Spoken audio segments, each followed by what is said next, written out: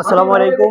এই মুহূর্তে আমি রয়েছি কুমিল্লা টাউন হল ময়দানে, যেখানে শহীদ ওসমান হাদি ভাইয়ের গায়েবী জানাজার নামাজের জন্য কফিন এবং লাল সবুজের পতাকা আবৃত করা হয়েছে। হয়তো ভিডিওটা একটু পরে আপলোড হবে। বর্তমান সময়ে আমরা আছি কুমিল্লা টাউন হল ময়দানে, যেখানে শত শত মানুষের সমাগম হয়েছে। আশা করি আমরা জানাজায় আরো মানুষ আসবে খুব শীঘ্রই।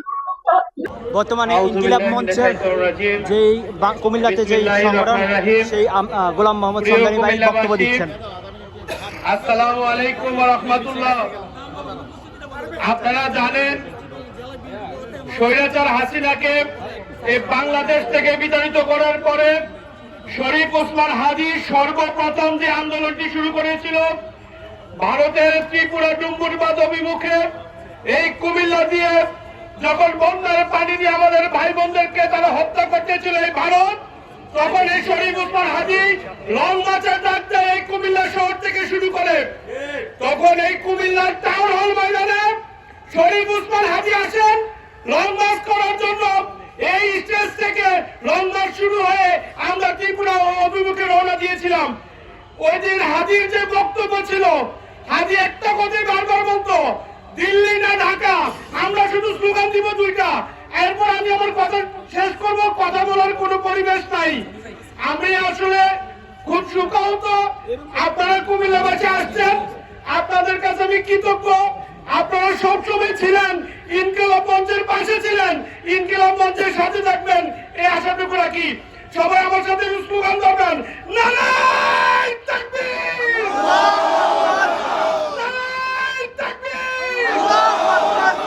আল্লাহু আকবার, নারায়ে তাকবীর, দিল্লি না ঢাকা, ঢাকা, দিল্লি না ঢাকা, ঢাকা, ঢাকা, দিল্লি না ঢাকা, ঢাকা, ঢাকা, দালালি না রাজপথ, রাজপথ, রাজপথ, রাজপথ, রাজপথ, দালালি না রাজপথ।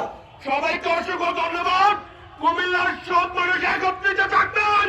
ইনকিলাব, ইনকিলাব, জিন্দাবাদ, জিন্দাবাদ, জিন্দাবাদ। এবং জানাজার নামাজ শেষে সকলে মিলে হাদি ভাইয়ের জন্য একটি বিক্ষোভ মিছিল করেন যারা উপস্থিত ছিলেন তারা।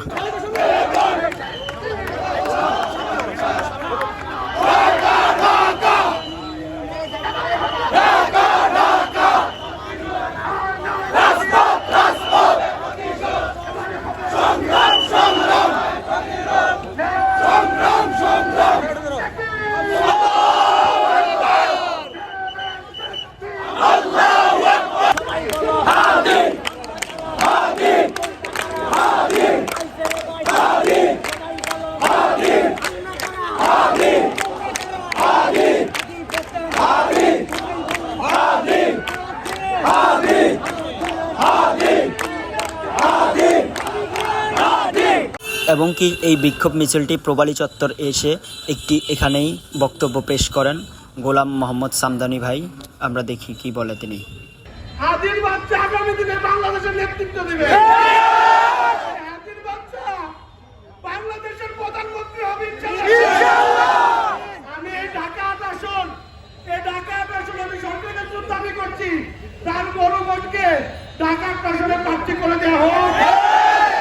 হাদিকে নিয়ে আমরা ইনকিলাব মঞ্চে যতগুলো দাবি, অল্প কিছুক্ষণ মধ্যে শাহবাগে ঘোষণা আসবে, ওই দাবিগুলো আমি সরকারকে অনুরোধ করবো, কোন প্রকার যদি তাল বাহানা করো মামু, বাংলাদেশ সহ প্রত্যেকটা ইউনিভার্সিটিতে দুর্বার আন্দোলন শুরু করবো।